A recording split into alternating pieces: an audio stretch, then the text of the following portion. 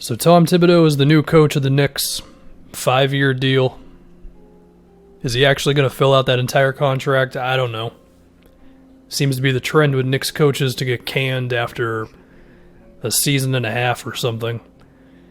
But I think there's a lot to talk about here in terms of if Thibodeau is ready to coach in the 2020 NBA and not put two big guys out there and prioritize spacing and not playing guys a million minutes. And also, is Tibbs going to be willing to play through mistakes of young guys? Or is he going to have less patience and want more of a win right now type of thing? Also, are the Knicks going to get really aggressive in the offseason trying to trade for whoever? That's going to play a big role here, and it affects a lot of what's going to happen, of course, but none of that has happened yet.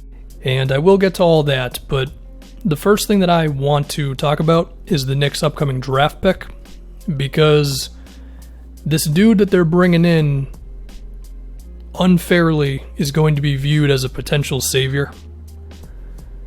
Not like a full-blown savior, but possibly. Although if they get the number one pick in the lottery, then the guy will pretty much be forced into that role, even if we all acknowledge that there's no Zion in this draft or whatever. So it'll be a big deal. And the New York... I'm going to sound like Skip Bayless on this one, I know, but the New York pressure can be a real thing. So that combined with Tom Thibodeau being your coach, and you have that happening for a prospect who could be thinking of themselves very highly after being the first pick, and they're going to New York and all that, and you're thinking you're on top of the world. You show up to practice day one, and Thibodeau's yelling at you about defensive rotations and boxing out and running the right play all the time, and the practices are long and all that. Now, we can assume, maybe, you don't have to, but we can maybe assume that Thibodeau is going to lay back a little bit compared to what he was a few years ago, but even so, it's probably still going to be a pretty humbling experience to be playing under Tom Thibodeau. And so it's like, is the prospect, whoever they select here, who are they going to be ready for that? I mean, you look at a guy like Killian Hayes, he's 19 years old, he's coming from overseas, and overseas teams usually have a little bit more of like a pecking order in terms of the veterans get theirs and everybody shoots the ball a lot and that sort of thing. I mean, you can go look at, I'm not comparing Killian Hayes to Luka in any way, but you could go look at like Luka's team stats on some of his international teams, and he wasn't the leading shot taker. He wasn't chucking up a bunch of threes because that's just the culture over there, right? So maybe a guy like Killian Hayes could come over and be ready for that sort of thing right away, where he's like, all right, that's cool. I'm not going to take the most shots. I'm not going to handle the ball a million times. And that might even be good for him, you could argue.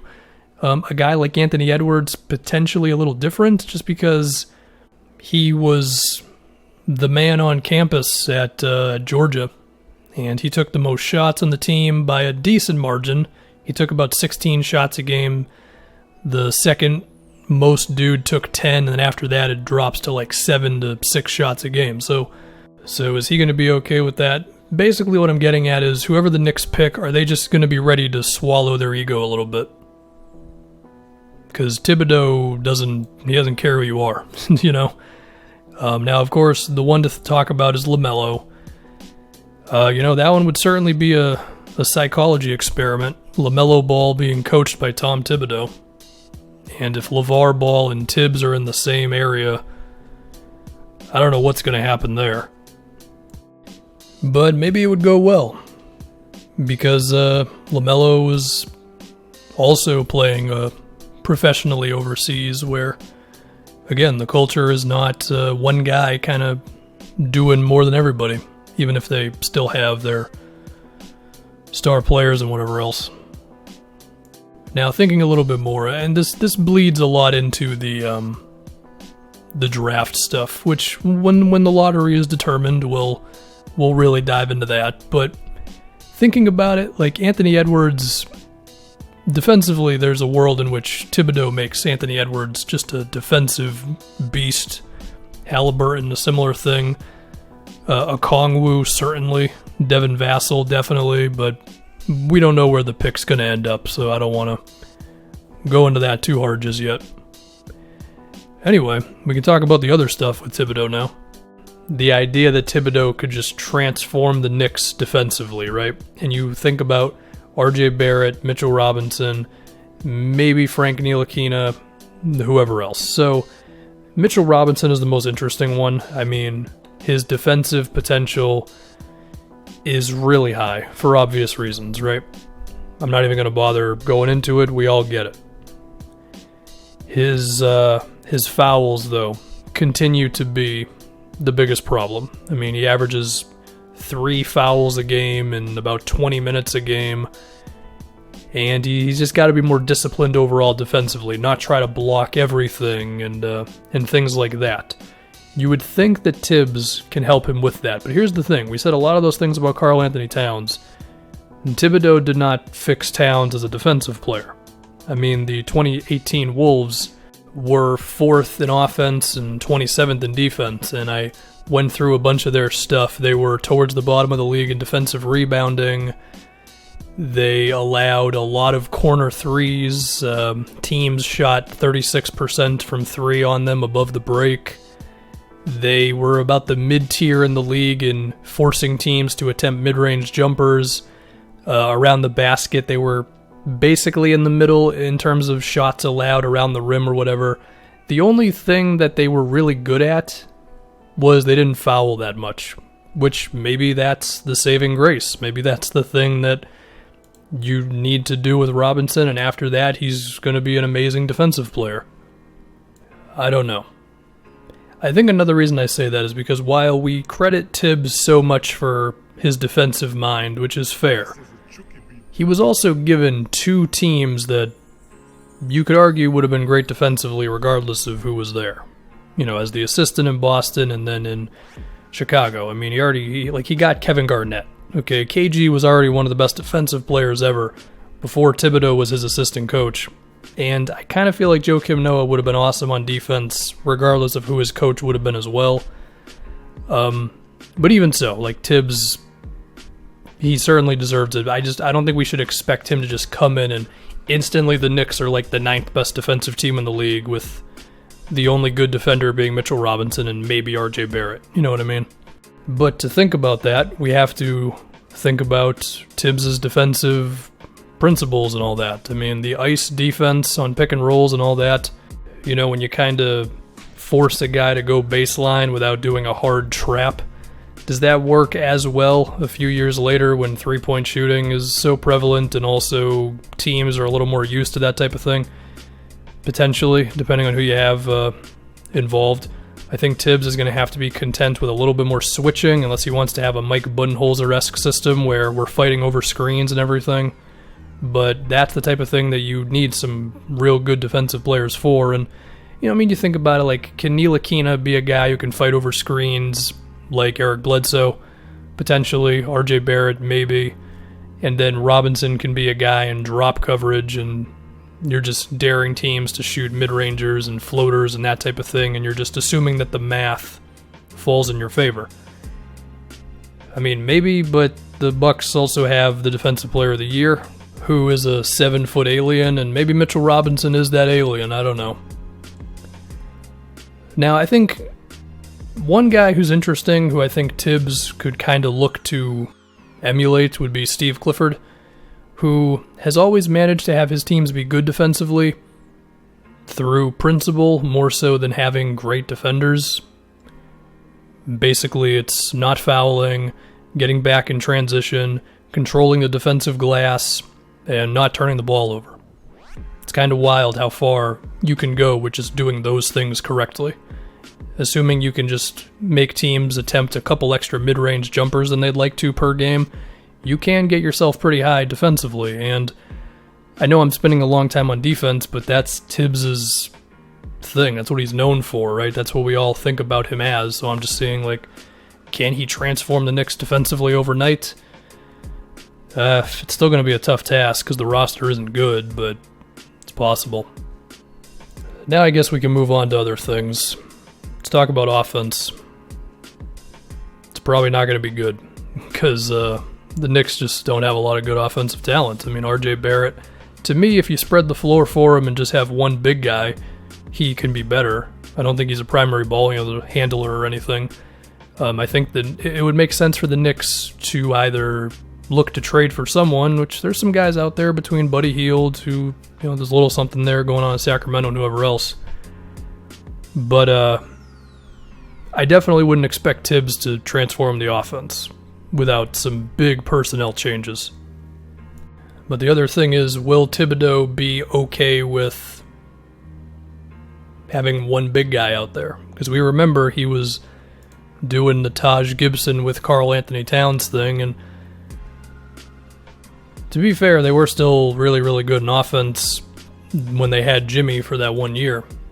But even then, you could still see that they weren't maximizing Towns. I mean, having Taj play next to him, having Jeff Teague take almost as many shots as Towns, Wiggins was taking more shots than Towns was, and the same thing came through even in the 40 games that Tibbs coached the year after, where Jimmy was no longer, well, he was there for 10 games, but, Towns, even then, Towns averaged 17 shots a game for the year, Wiggins averaged 16, and, Thibodeau wasn't there the whole season, so it's not all on him, but he was there for about half the year. So the point that I'm getting at is, if you're not using Karl Anthony Towns to his full capabilities, then we gotta question how good you are on offense. Now, for all the talk about Randall and Robinson playing together and how, we get why that doesn't seem like it works. Those two together have a negative net rating, but it's only 0.5. It's basically neutral, which for the Knicks is really good, I would say. So, does that mean that it would actually make sense for Thibodeau to try those two together? I know it's a scary idea, and it doesn't make sense with anything I've said about stretching the floor out for RJ. But the math is the math. There could be something there. But the other idea is, how much is Thibodeau going to prioritize spacing and stretch power forwards or whatever, that type of thing. I don't know, man. It just goes back to the idea of how much is Tibbs really going to update his style for 2020 basketball. And then I think there's another thing about the win now versus the development thing. I think we would all agree, Thibodeau does not seem like a guy who is willing to suck for a year or two with the idea of being good in year 3. Now, there's a decent chance that in these meetings, the new Knicks front office people have made it known to Tibbs that they are going to look to make some moves this offseason. The rumors have been out there a little bit. They, of course, are going to have a lot of cap space. Free agency might get weird this year, whatever. So maybe Tibbs signed on with that idea, that he knows the roster is going to be a little bit better. Because if the Knicks were really content with going the development route, I don't think you would hire Thibodeau. I just don't think that makes sense. And so basically what I'm getting at is, if Mitchell Robinson, 10 games into the year, hasn't totally figured out the disciplined defense stuff yet, he's still fouling, he's still jumping a little too much, that sort of thing, is Tibbs going to yank him out of games for somebody else who is a little more disciplined and play that guy 35 minutes? Because Tibbs that's just the way he's wired, pretty much. We have to hope not. What if RJ Barrett is working on his three-pointer and he's not that great at them, but he's got to keep attempting them so he can get more comfortable taking them and stuff like that, and Tibbs is just not having any of that? He's like, wait, what are you doing? You shooting threes in this game is not going to help me win tonight, so don't do it. And that would not be best for RJ's development, of course. Now, as I said earlier, I assume that the Knicks roster is going to look decently different next year. But I think we can talk about some of the other guys that they have here, not just Mitchell Robinson and RJ a little bit, see if Tibbs can have a positive impact. So you look at a guy like Elfrid Payton, right? He's got an $8 million non-guaranteed Would Tibbs want to keep him because he would at least view Peyton as a competent enough point guard? I think that's interesting. If we look at a guy like Kevin Knox, could Tibbs be good for Knox? Like, could Thibodeau take the ball out of Knox's hands and really wake him up defensively? Because Tibbs is not going to let you half-ass it out there. And I think it's fair to question how much effort Knox has really been giving. You know, he kind of sinks into games a little too much, that type of thing. You know, there's a chance that Tibbs lights a fire under him. There's a chance that Tibbs realizes 2 weeks into the season, no, I can't rely on this guy, and he's not in the rotation. And, I mean, I've talked about Knox a little bit. I think he's still got potential to be a good defender. If anything, it's just because of his body. I mean, he's 6'7", he's a good athlete, and he's got a 6'11" wingspan. So the profile is there. It's just if he knows what he's doing on that side of the floor and if he's going to play hard enough to do it. I think Dennis Smith, after this season he just had for them, is definitely a candidate for ending up in Thibodeau's doghouse. I mean, Dennis Smith, you could have argued after the Knicks traded for him, I mean, his percentages were bad and everything, but it's like, all right, there might be something here. And he just had a bad year. And with Thibodeau coming in, it's kind of a scary thought. I think Ntilikina could impress Thibodeau enough defensively. I mean, Frank has proven that he can play on that side of the floor to at least get himself some minutes. Now, Frank, I mean, it is what it is. He's not a good offensive player, but Thibodeau might like him enough just to put him out there for defense and nothing else. Taj Gibson with a team option. It'll be interesting if Thibodeau puts any pressure on the front office to keep Taj. It's, of course, one of Tibbs' guys. You could argue the reason Tibbs signed here at all was for Taj Gibson. And I think Julius Randle's thing is interesting as well. I mean, we saw Julius for stretches of that last Laker year. He showed something on defense. I don't think he was very good defensively or anything, but there were some signs of something there. I guess that one's another example of a guy who you could argue doesn't really help you win, even if he puts up some numbers. But Tibbs could end up taking Julius's game to another level, or Randall could end up in the doghouse of Thibodeau because, you know, bad shots, not playing hard enough on defense, not getting back enough, all that stuff that Thibodeau, we assume, is going to emphasize over anything else.